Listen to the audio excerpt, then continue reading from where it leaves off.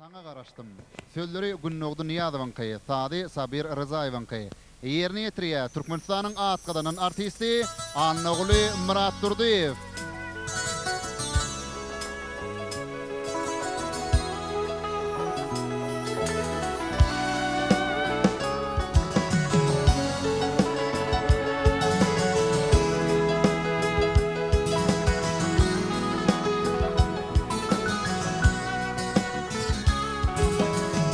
Türkmenin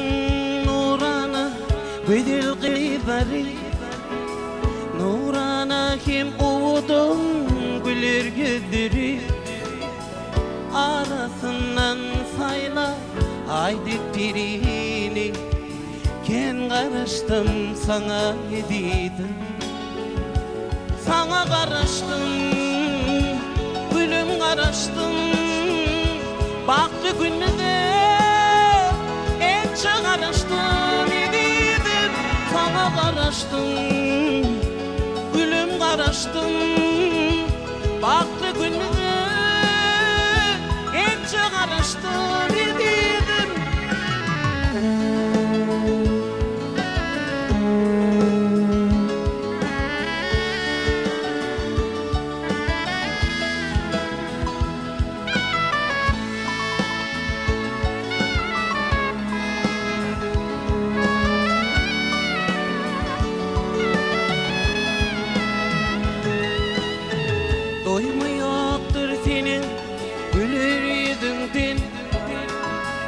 Doyma yoktur şirin şeker sözümdün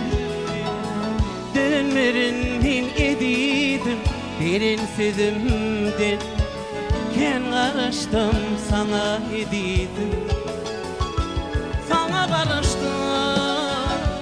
gülüm karıştım Baktı gününe hep çok karıştım ediydim Sana karıştım Karıştım, baktı gününe hep çok karıştım ediydim